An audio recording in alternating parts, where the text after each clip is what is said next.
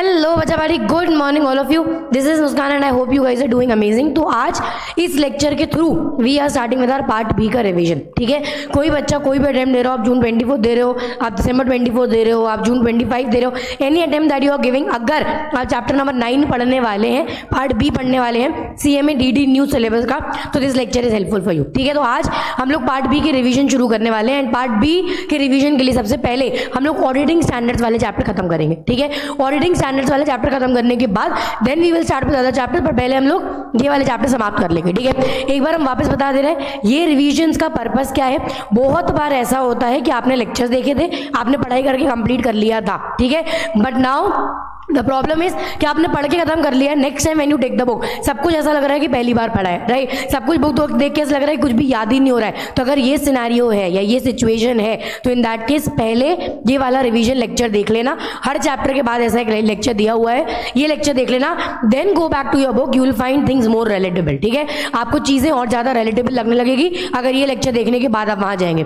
दूसरी बात, अगर आप आपके अटेम्प्ट के बहुत क्लोज है, लेट्स से आप दिसंबर 24, जून 24 या जून 25 दे रहे हैं और अभी एग्जाम में एक ही महीना बचा है और आपको चलते फिरते रिवीजन करना है, ठीक है, आपके पास समय नहीं है बैठ के करने का, स्पेशली वो बच्चा जो आर्टिकलशिप देख कर रहा है या वो बच्चा जो सेल्फ स्टडी वाला बच्चा है। ठीक है, अगर आपके पास इतना समय नहीं बच रहा है कि आप अलग से बैठ के रिवीजन करो एंड चलते फिरते हैंडी आपको रिवीजन रखना है, तो आप ये लेक्चर डाउनलोड करके यूट्यूब पे अवेलेबल है, डाउनलोड करके कान में ईयरफोन लगा के आराम से 25-30 मिनट्स के अंदर अंदर चैप्टर गो थ्रू कर सकते हो कि क्या है। ऑब्वियसली आपको रीड करना पड़ेगा, है ना। Is this sufficient for exam? Not at all, आपको रीड करना पड़ेगा, बट आपका एक रिवीजन तौर पर अंत के मोमेंट के रिवीजन के लिए this is going to be perfect. तीसरी चीज, इसी के साथ इसी आपके लेक्चर के साथ I have attached handwritten notes. ठीक है, हमने हैंड रिटन नोट्स अटैच कर दिए हैं जिनको रेफर करके आप पढ़ सकते हो।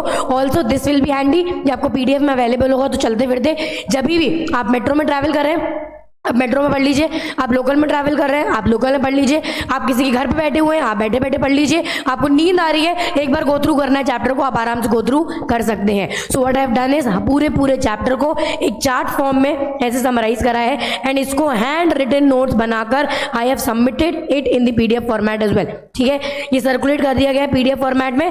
Maximum portion of the chapter is there in the chart. इक्का दुक्का छोटे छोटे टॉपिक्स होते हैं, जैसे कि इस चैप्टर के अंदर हम बोल सकते हैं audit fees, right, not very important. तो ये कुछ टॉपिक्स होते हैं जो यहाँ पर हट जाते हैं क्योंकि अपन रिवीजन के तौर से इसको देख रहे हैं, राइट। बट अगर आप एंड मोमेंट पे रिवाइज कर रहे हो this is going to be amazing for you. या आप एक बार पढ़ चुके हो और सेकंड टाइम रिवीजन करना है तो पहले एक बार ये लेक्चर देख लो, रिवाइज कर लो and then you can start with your revision. ठीक है, चलो विदाउट वेस्टिंग टाइम फटाफट शुरू करते हैं हम लोग हमारे पहले ऑडिटिंग स्टैंडर्ड्स के साथ। Before we start with our auditing standard, फटाफट से हम आपको एक बार ये बता दे रहे हैं कि ऑडिटिंग स्टैंडर्ड कितने तरीके के हैं, पहले ये रिवाइज कर लेते हैं। ठीक है, सो ICSI ने 4 ऑडिटिंग स्टैंडर्ड्स निकाला था जिनको हम बोलते हैं CSAS, company secretarial auditing standards. ठीक है, company secretary auditing standard 1, company secretary auditing standard 2, CSAS 3 and CSAS 4। चारों किसके बारे में बात करते हैं? CSAS 1 is your audit engagement, CSAS 2 is audit process and documentation, CSAS 3 is formation of opinion and reporting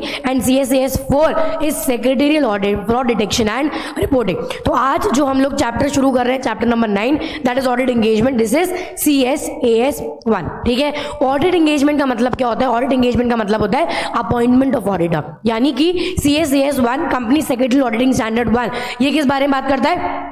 auditor के अपॉइंटमेंट के बारे में। ये कहता है कि अगर ऑडिटर अपॉइंट हो रहा है there are certain terms and conditions जो आपको इंश्योर करना पड़ेगा। ठीक है, ये company secretary auditing standards applicable किसके ऊपर है? प्रैक्टिसिंग कंपनी सेक्रेटरी के ऊपर।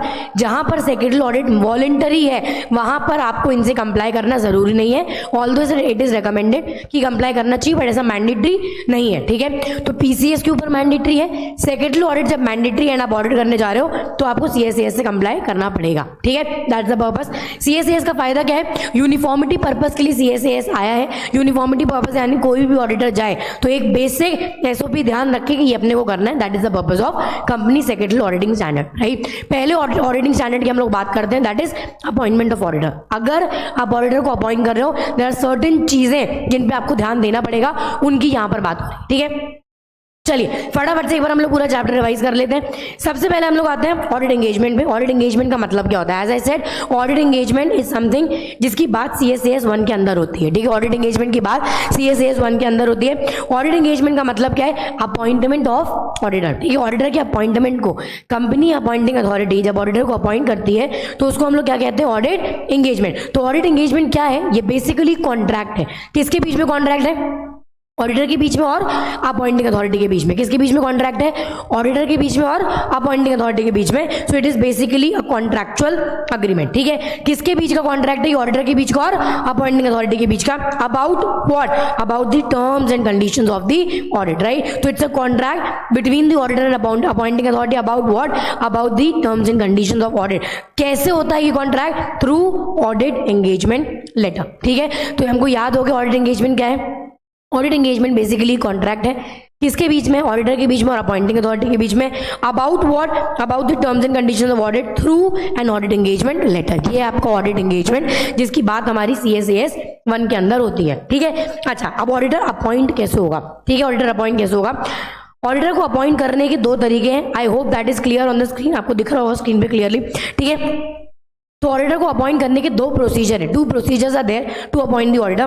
पहले वाले प्रोसीजर को हम लोग बोलते हैं 1-to-1 बेसिस एंड दूसरे प्रोसीजर को हम लोग बोलते हैं टेंडरिंग प्रोसेस। ठीक है, 2 प्रोसीजर है अपॉइंट करने का, 1-to-1 बेसिस या टेंडरिंग प्रोसेस। 1-to-1 बेसिस का मतलब क्या है? Company can directly approach the auditor and give them an offer कि हम लोगों को कंपनी को ऑडिट कराना है इफ यू आर इंटरेस्टेड। ठीक है, टेंडरिंग प्रोसेस के अंदर क्या होता है? टेंडर निकलता है। ठीक है, टेंडरिंग प्रोसेस के अंदर टेंडर निकलता है। टेंडर के बारे में आपने सुना होगा, टेंडर निकलता है, लोग जाते हैं, बिड करते हैं, जिसकी हाईएस्ट बिड होती है उसको टेंडर मिल जाता है। सो टेंडरिंग प्रोसेस यानी कि ऑडिट का टेंडर निकलेगा, जो भी हाईएस्ट बिड सबमिट करेगा ऑडिट उसका होगा। तो ये 2 तरीके हैं, 1-to-1 बेसिस और टेंडरिंग प्रोसेस। हम लोग पहले 1-to-1 बेसिस की बात कर लेते हैं। ठीक है, अब 1-to-1 बेसिस के केस में यानी कि कंपनी अगर ऑडिटर को डायरेक्टली अप्रोच कर रहा है या ऑडिटर कंपनी को डायरेक्टली अप्रोच कर रही है for the purpose of audit, तो अपने को 4 चीजें ध्यान रखना है। ठीक है, किसी का भी ऑडिट कभी भी ऐसे रैंडमली तो एक्सेप्ट नहीं कर लोगे, है ना। 4 चीज़ ध्यान रखना है। अगर आपके पास ऑडिट आया, पहले आप रिस्क असेसमेंट करेंगे। एक चीज़ याद रखना, कोई अगर कंपनी आपकी क्लाइंट बनने वाली है, इसकी जो रिस्क है वो आपकी भी रिस्क है ना। तो किसी का भी ऑडिट एक्सेप्ट करने के पहले सबसे हम लोग क्या करेंगे? रिस्क असेसमेंट करेंगे। अब रिस्क असेसमेंट में क्या है? रिस्क असेसमेंट में 5 तरीके की रिस्क है। ठीक है, रिस्क असेसमेंट के अंदर 5 तरीके की रिस्क है जिनके बारे में हम आपको बताते हैं। सबसे पहले आती है client acceptance risk. Client acceptance risk यानी कि अगर हम लोगों ने ये क्लाइंट को एक्सेप्ट कर लिया तो इनके पास जो मतलब फाइनेंशियल रिस्क या लीगल रिस्क जो भी है वो क्या है जो हमें भी फेस करनी पड़ सकती है। ठीक है, ये चेक कर लो। दूसरा परफॉर्मेंस रिस्क। परफॉर्मेंस रिस्क यानी कि जो कंपनी का जिस स्टैंडर्ड के हिसाब से काम है, am I competent enough to perform that kind of audit, right. अगर मेरे पास उतनी स्किल एंड कॉम्पिटेंसी ही नहीं है तो डजंट मेक सेंस। तीसरा आता है कॉन्ट्रैक्ट। इस कंपनी के साथ कॉन्ट्रैक्ट करने के बाद जो टर्म्स एंड कंडीशंस हैं, क्या वो हम कंप्लाई करने के लिए रेडी है। रेप्यूटेशन, कंपनी के साथ अटैच होने के बाद हमारी रेप्यूटेशन भी खराब हो जाएगी और it will be fine, right. अगर कंपनी ऑलरेडी फ्रॉड में इन्वॉल्व थी या कहीं पर इनका नाम आया था और आप इनके साथ जुड़े तो आप भी लपेटे में आ जाओगे। एंड लास्ट आता है कमर्शियल रिस्क। कमर्शियल यानी कि कमर्शियल्स का मतलब होता है ऑडिट फीस या एक्सपेंसेस या कौन क्या बेयर करने वाला है, उसके हिसाब से आप सोचते हो कि एक्सेप्ट करना भी या नहीं करना है। ठीक है, आपने रिस्क असेसमेंट कर लिया, आपको लगा कि करा जा सकता है तो you will communicate your willingness. आप सिर्फ अपनी हामी भरोगे कि सोचा जा सकता है, अभी आपने ऑडिट एक्सेप्ट नहीं किया है। ठीक है, अब क्या होगा?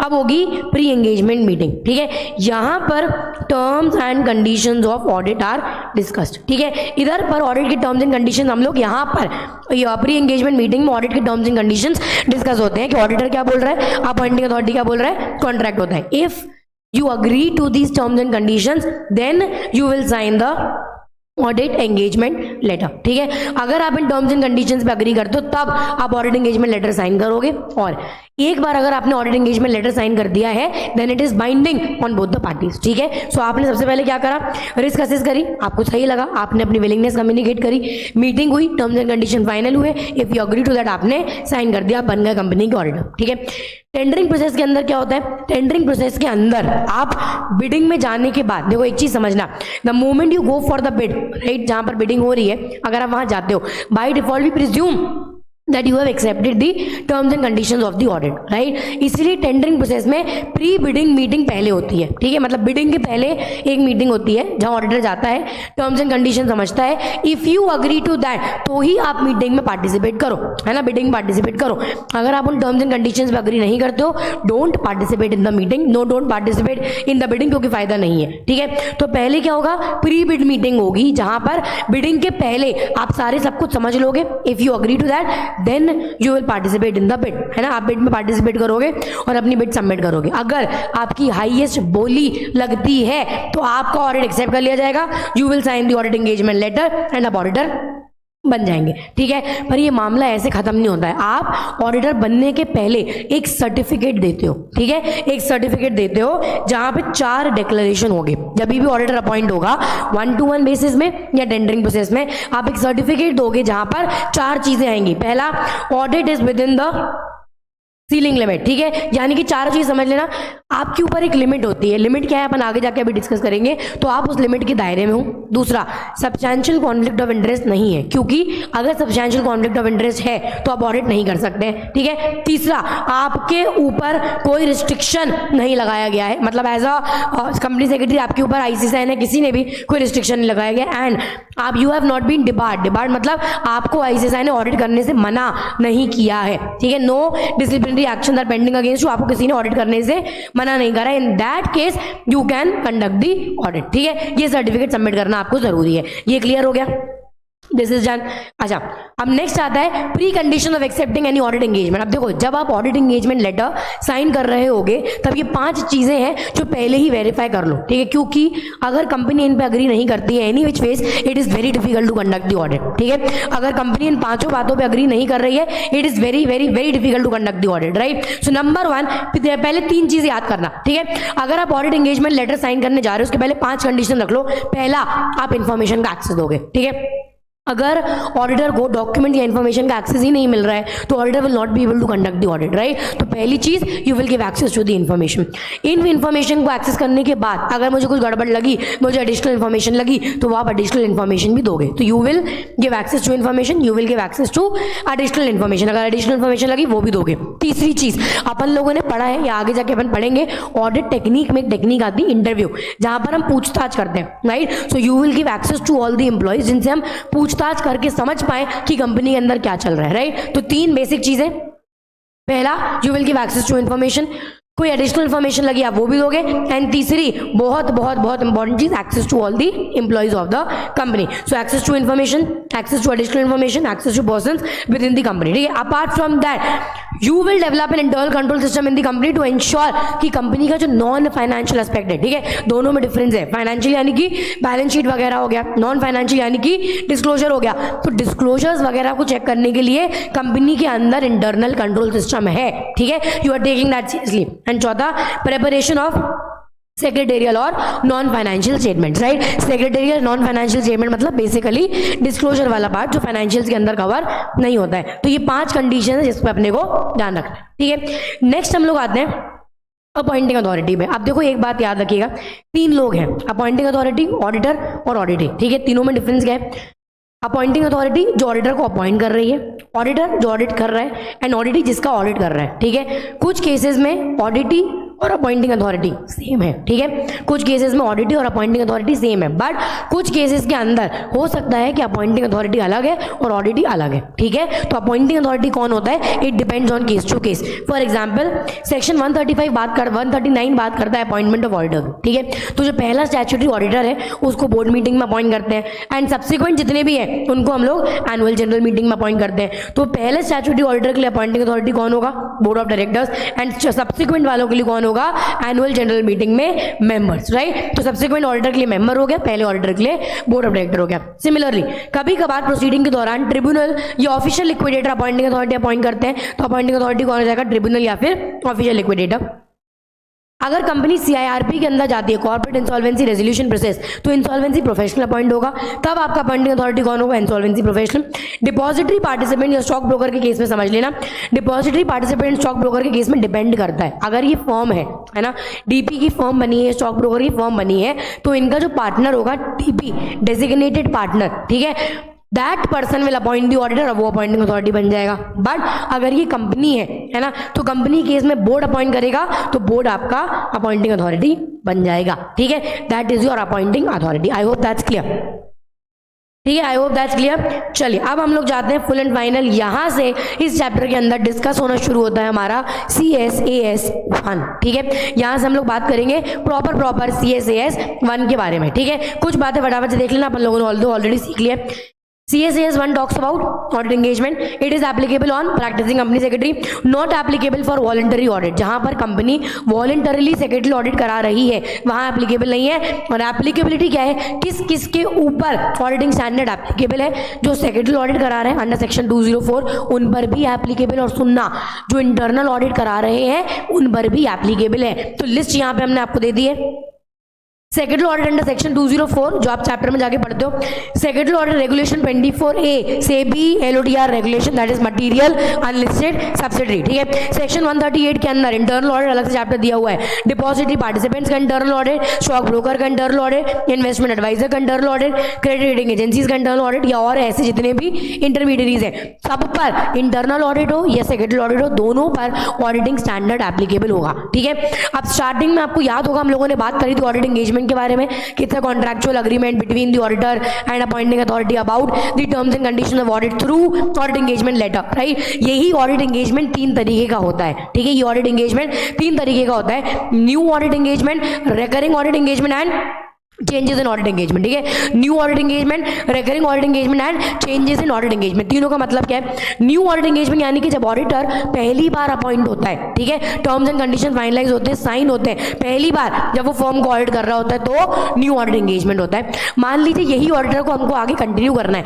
तो पूरी टर्म्स एंड कंडीशन चेंज नहीं करेंगे, एक के दुक्के चेंजेस कर देंगे, that is recurring audit engagement, but audit was conducted for previous year, पहले हो चुका है। एंड तीसरा आता है चेंजेस इन ऑडिट एंगेजमेंट। ये कब होता है, audit terms and condition have been finalised, audit शुरू हो गया है, ऑडिट के दौरान कई बार कंपनी वांट्स कि हमको टर्म्स एंड कंडीशन में चेंजेस करने हैं, लेट्स से रिस्ट्रिक्शन लगाना है, कॉन्फिडेंशियलिटी क्लॉज इंपोज करना है, तो वो कर सकते हैं। एक्जिस्टिंग अग्रीमेंट के अंदर एक क्लॉज डाल देते हैं and the terms and condition are change. Right, but एक बात याद रखना, जब भी आप ऑडिट एंगेजमेंट टर्म्स में चेंज करोगे it can not be without the permission of the auditor. ठीक है, अपनी मर्जी से नहीं कर सकते हो, ऑडिटर से डिस्कस करके and then you will change the terms and conditions of the audit. ठीक है, ये हो गया। अब ऑडिट एंगेजमेंट क्या है ये पढ़ लिया, ऑडिट एंगेजमेंट कितने तरीके का ये पढ़ लिया हम लोगों ने सीखा। तो ऑडिट एंगेजमेंट कॉन्ट्रैक्ट है ना, टर्म्स एंड कंडीशन डिस्कस होगी किसके थ्रू, ऑडिट एंगेजमेंट लेटर के थ्रू। तो ऑडिट एंगेजमेंट लेटर क्या है, बेसिकली वो लेटर जहां पर ऑडिट की टर्म्स एंड कंडीशन डिस्कस होती है। ठीक है, ये लेटर दोनों के लिए फायदेमंद है, ऑडिटर के लिए भी और अपॉइंटिंग अथॉरिटी के लिए भी, क्योंकि टर्म्स एंड कंडीशंस क्लियरली दी है तो कोई भी मिसअंडरस्टैंडिंग जो आगे जाके आ सकती है वो अवॉइड हो जाती है, because terms and conditions are clearly there in audit engagement letter. ठीक है, अब ऑडिट एंगेजमेंट लेटर के अंदर क्या आएगा, what are the contents of audit engagement letter, this is the most important topic of chapter number 9। ठीक है, paper में पास्ट ईयर पेपर अगर आप देखोगे सबसे ज्यादा पूछे जाने वाला टॉपिक है आपका ऑडिट एंगेजमेंट लेटर के अंदर क्या आएगा। ठीक है, तो सबसे पहला ऐसे ही देख लेना यहाँ पे, objective and scope of the audit. आपको पता होना चाहिए कि आप ऑब्जेक्टिव, आप ऑडिट क्यों कर रहे हो और किस एरिया में ऑडिट कर रहे हो। ठीक है, आपकी जिम्मेदारी क्या है, यानी कि ऑडिटर की जिम्मेदारी क्या है और ऑडिट की जिम्मेदारी क्या है, टाइम पीरियड कितना है, कितने दिन में ऑडिट खत्म करना है, कितने दिन में रिपोर्ट सबमिट करनी है, ऑडिट फीस क्या होगा, एक्सपेंसेस क्या होगा, ये चीजें आपके टर्म्स एंड कंडीशन में डिस्कस हो जाती है। ठीक है, so objective and scope of the audit, auditor and auditee दोनों की रिस्पॉन्सिबिलिटीज क्या होंगी, टाइम पीरियड, कमर्शियल टर्म्स यानी कि ऑडिट फीस एक्सपेंसेस वगैरह कौन देगा, एंड लिमिटेशंस यानी कि अगर इनके ऊपर कोई रिस्ट्रिक्शंस है कि ये डिपार्टमेंट या ये डॉक्यूमेंट आप एक्सेस नहीं कर सकते तो व्हाट आर दोस रिस्ट्रिक्शंस। ठीक है, अब अपन ने अभी ऊपर पढ़ा कि ऑडिटर की कुछ रिस्पॉन्सिबिलिटीज है और ऑडिटर की कुछ रिस्पॉन्सिबिलिटीज है। तो ऑडिटर और ऑडिटर की क्या रिस्पॉन्सिबिलिटीज है फटाफट से अपन लोग एक बार देख लेते हैं। ठीक है, ऑडिटर की सबसे इंपॉर्टेंट रिस्पॉन्सिबिलिटी क्या है कि जो टर्म्स एंड कंडीशंस अग्री करी गई हैं उन टर्म्स एंड कंडीशंस के हिसाब से काम होगा, नंबर 1। ठीक है, नंबर 2, आप प्रोफेशनलिज्म के साथ काम करोगे, some kind of professionalism you have to maintain competency के साथ। तीसरा, ऑडिट करते दौरान जो भी इंफॉर्मेशन मिलेगी उसकी कॉन्फिडेंशियलिटी आपको इंश्योर करनी पड़ेगी। ठीक है, चौथा, अगर ऑडिट करते दौरान अगर आपको कोई भी इंपॉर्टेंट इनसाइडर इंफॉर्मेशन मिल जाती है तो इन दैट केस आप वो इंफॉर्मेशन पे ट्रेडिंग नहीं करेंगे, ना ही किसी को डिस्क्लोज करेंगे, एंड जो भी आप रिप्रेजेंटेटिव या टीम बनाएंगे वो ऐसी टीम बनाएंगे जिसके पास अकल ज्ञान है। ठीक है, सो नंबर 1 आप ऑडिट एंगेजमेंट टर्म्स के हिसाब से करोगे, प्रोफेशनलिज्म मेंटेन करोगे, कॉन्फिडेंशियलिटी इंश्योर करोगे, ऑडिट के दौरान अगर कोई इनसाइडर इन्फॉर्मेशन मिली उस पर ट्रेडिंग नहीं करोगे, and A proper personal depute करोगे, यानी कि प्रॉपर ट्रेंड लोगों को आप लेके आओगे। On the other hand auditor की जिम्मेदारी क्या है? ऑडिटर की पहली जिम्मेदारी है कि आप ऑडिटर को प्रीमाइसेस और रिकॉर्ड्स एक्सेस करने देंगे जिसके बेसिस पर ऑडिट होगा, ठीक है, दैट इज नंबर 1। नंबर 2, अगर आप ऑडिटी हो तो आपको time to time management representation letter देना पड़ता है। Now what is management representation letter? It is basically an undertaking by the management कि जो भी इंफॉर्मेशन उन्होंने दी है वो सही है, ठीक है। तो आपको एक मैनेजमेंट रिप्रेजेंटेशन लेटर देना पड़ता है। इंपॉर्टेंट चीज, जैसे जब भी ऑडिटर अपॉइंट होता है तो हर ऑडिटर के ऊपर ये ऑब्लिगेशन है, अब आगे जाके अभी यहाँ पर पढ़ोगे कि आपको प्रीवियस ऑडिटर को कम्युनिकेट करना जरूरी है, ठीक है। तो मैनेजमेंट आपको प्रीवियस ऑडिटर की डिटेल निकाल कर देता है, एंड मैनेजमेंट यानी कि कंपनी एक प्रॉपर पर्सनल डेप्यूट कर देगा जिसके थ्रू आप कॉन्टैक्ट कर सकते हो। तो ऑडिटर की क्या जिम्मेदारी है? पहला, कंपनी की रिकॉर्ड्स को एक्सेस देना एंड प्रीमाइसेस का एक्सेस देना। दूसरा, जब मैनेजमेंट रिप्रेजेंटेशन मांगे जाए वो देना, प्रीवियस ऑडिटर की सारी डिटेल देना, एंड प्रॉपर पर्सनल डेप्यूट करना जो ऑडिटर को टाइमली इन्फॉर्मेशन प्रोवाइड कर पाए, ठीक है। This is clear. अब अभी अपन लोगों ने ऊपर बात करी कि ऑडिटर की जिम्मेदारी है प्रीवियस ऑडिटर की इंफॉर्मेशन देना, तो नेक्स्ट हम लोग आते हैं कम्युनिकेशन टू प्रीवियस ऑडिटर, ठीक है। Now please remember that company secretary auditing standard 1 CSAS 1 के अंदर मैंडेटरी है कि प्रीवियस ऑडिटर से कम्युनिकेट करना पड़ेगा, ठीक है। इट इज मैंडेटरी कि आपको प्रीवियस ऑडिटर से कम्युनिकेट करना ही पड़ेगा, ठीक है। अब तो ये this is the duty of the auditor to communicate with the previous auditor. नहीं करा तो शेड्यूल 1 शेड्यूल 2 के अंदर इट्स अ पनिशेबल ऑफेंस, ठीक है। तो आपको कम्युनिकेट करना है, आप एक लेटर भेजोगे प्रीवियस ऑडिटर को, उनके रिप्लाई का वेट करोगे 7 डेज तक, ठीक है। 7 डेज में उनका रिप्लाई आया तो ठीक है, नहीं आया तो आप आपके हिसाब से ऑडिट में आगे बढ़ सकते हो। मान लीजिए रिप्लाई आया तो you have to take that information into consideration, right. Nobody is saying कि वो मैंडेटरी है आपके ऊपर, बट एटलीस्ट उनको कंसिडर करो and then take your decision. Plus उस दौरान जो भी इन्फॉर्मेशन आपके पास आई, you have to ensure the confidentiality. So take cognizance of the information receive, यानी कि जो इन्फॉर्मेशन आई उस पर ध्यान दो, एंड कॉन्फिडेंशियलिटी आपको उसकी एंश्योर करना है। बट किन किन चीजों के पहले प्रीवियस ऑडिटर को कम्युनिकेट करना पड़ता है उसकी लिस्ट यहां पर दी हुई। दिस इज बेसिकली जो भी काम आप एज अ कंपनी सेक्रेटरी करते हो, ठीक है, हर काम के पहले आपको प्रीवियस ऑर्डर को कम्युनिकेट करना है। तो आप क्या क्या काम करते हो? एनुअल रिटर्न साइन करते हैं, एनुअल रिटर्न सर्टिफाई करते हैं, सेक्रेटरी ऑडिट करते हैं अंडर सेक्शन 204, इंटरनल ऑडिट करते हैं अंडर सेक्शन 138, रेगुलेशन 49 से भी LODR, ट्रांसफर सर्टिफिकेट इशू करते हैं, चेक करते हैं कि ट्रांसफर सर्टिफिकेट प्रॉपर्ली इशू हुआ है। Then regulation 24A, material unlisted subsidiary, bank का ड्यू डिलिजेंस करते हैं, इंटरनल ऑडिट करते हैं डिपॉजिटरी पार्टिसिपेंट्स का, राइट। इन सारे केसेस में प्रीवियस ऑडिटर को कम्युनिकेट करना मैंडेटरी है, ठीक है। डन। नेक्स्ट हमारा आ जाता है लिमिट्स ऑन ऑडिट एंगेजमेंट। अभी एक बात समझना, वैसे आपके पास टोटल साल के सेक्रेटेरियल ऑडिट 10 है, ठीक है, एंड कंप्लाइंस सर्टिफिकेट 5 है। तो अगर आपको कभी भी सेक्रेटरी ऑडिट करना है आप टोटल 10 सेक्रेटरी ऑडिट कर सकते हैं एंड 5 कंप्लाइंस सर्टिफिकेट इशू कर सकते हैं। बट कंडीशन क्या है? If you have a peer review certificate. Ma'am ये पीयर रिव्यू सर्टिफिकेट क्या है? ये अपन लोग चैप्टर नंबर 15 में जाके पढ़ेंगे, ठीक है। So if you have a peer review certificate तो आपको 5 ऑडिट और 5 कंप्लाइंस सर्टिफिकेट और मिल जाता है, यानी कि 10 सेक्रेटरियल ऑडिट है, 5 सेक्रेटरियल कंप्लाइंस रिपोर्ट है। बट अगर आपने पीयर रिव्यू सर्टिफिकेट है तो 5 ऑडिट और 5 कंप्लाइंस रिपोर्ट आप और इशू कर सकते हैं, यानी कि 15 audit and 10 secretarial compliance report, ठीक है। नेक्स्ट हमारा आता है कॉन्फ्लिक्ट ऑफ इंटरेस्ट। अब यहां पर एक बात याद रखिएगा, 2 चीजें हैं, conflict of interest and substantial conflict of interest, ठीक है। कॉन्फ्लिक्ट ऑफ इंटरेस्ट के केस में आप ऑडिट कर सकते हो, बट आपको डायरेक्टर्स को डिस्क्लोज करना पड़ता है कि there is a conflict of interest, and हो सकता है मैं ऑडिट कर पाऊँ, हो सकता है मैं ऑडिट, मतलब आप देख लीजिए कि ऑडिट करना चाहिए नहीं करना चाहिए। सो कॉन्फ्लिक्ट ऑफ इंटरेस्ट के केस में आप डिस्क्लोज करते हो ऑडिट डायरेक्टर को कि मेरा कॉन्फ्लिक्ट ऑफ इंटरेस्ट है। अगर वो बीच में नहीं आ रहा है तो आप ऑडिट कर सकते हो, बट अगर वहां पर सब्सटैंशियल कॉन्फ्लिक्ट ऑफ इंटरेस्ट है तो किसी भी केस में you can not do the audit, ठीक है। आप ऑडिट नहीं कर सकते अगर वहां पर सब्सटैंशियल कॉन्फ्लिक्ट ऑफ इंटरेस्ट है तो, ठीक है। अब यहां पर देखना सब्सटैंशियल कॉन्फ्लिक्ट ऑफ इंटरेस्ट क्या होता है? If you are holding more than 2% of paid up share capital, या वो शेयर्स की values more than 50,000, nominal values more than 50,000, अगर ये लिमिट टच हुई 2% के ऊपर या 50,000 रुपए के ऊपर, विच एवर इज लेस, तो इन that case substantial conflict of interest है, 2% तक कॉन्फ्लिक्ट ऑफ इंटरेस्ट है। दूसरी चीज इंडेटनेस, अगर आपकी उधारी कंपनी से 5 लाख रुपए के ऊपर है तो सब्सटैंशियल कॉन्फ्लिक्ट ऑफ इंटरेस्ट है, 5 लाख रुपए तक है तो कॉन्फ्लिक्ट ऑफ इंटरेस्ट है। तीसरी सबसे इंपॉर्टेंट बात, जिस कंपनी का ऑडिट आपके पास आया है ठीक है। जिस कंपनी को ऑडिट असाइनमेंट आपके पास आया है और आप उस कंपनी के एम्प्लॉय थे और अभी उस कंपनी को छोड़े हुए आपको 2 साल से ज्यादा नहीं हुए हैं, मतलब employee of the company less than 2 years ago. अगर 2 साल से ज्यादा हो गए हैं तो कॉन्फ्लिक्ट ऑफ इंटरेस्ट है, 2 साल कंप्लीट नहीं हुए हैं तो सब्सटैंशियल कॉन्फ्लिक्ट ऑफ इंटरेस्ट है and you can not do the audit. ठीक है, substantial conflict of interest case में आप ऑडिट नहीं कर सकते हैं। अब इससे रिलेटेड कुछ क्वेश्चन प्रैक्टिस के तौर पर आपको बुक में दिए हुए हैं, आई would suggest please solve that for better understanding. ठीक है, ऊपर से ये जो 2% काउंट होगा ये सिर्फ आपका नहीं देखा जाएगा, आपका पार्टनर या आपकी वाइफ या आपके बच्चे, ठीक है, सबका देखा जाएगा। तो अगर आपके पास ऑडिट आया है, आपकी फर्म का जो पार्टनर उसकी होल्डिंग, आपकी वाइफ की होल्डिंग, आपके बच्चों की होल्डिंग,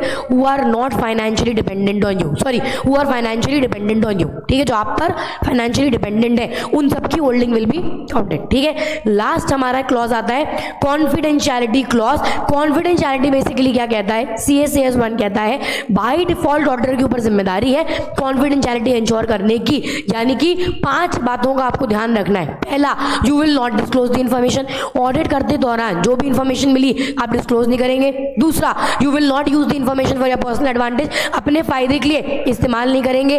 तीसरा, you will ensure the confidentiality amongst the staff या अमंग्स द कंपनी, यानी कि आपकी कंपनी फर्म जहां से भी आप आए हो वहां पे कॉन्फिडेंशियलिटी इंश्योर करोगे। चौथा, you will ensure the confidentiality on behalf of your staff, आपकी ऑडिट टीम जो आई है वो भी कॉन्फिडेंशियलिटी इंश्योर करे, ये भी आपकी जिम्मेदारी है। पांचवा, प्रोस्पेक्टिव क्लाइंट, यानी कि जो क्लाइंट अभी बना नहीं है पर वो आया उसने इंफॉर्मेशन शेयर करी, इसकी इंफॉर्मेशन भी कॉन्फिडेंशियल होती है।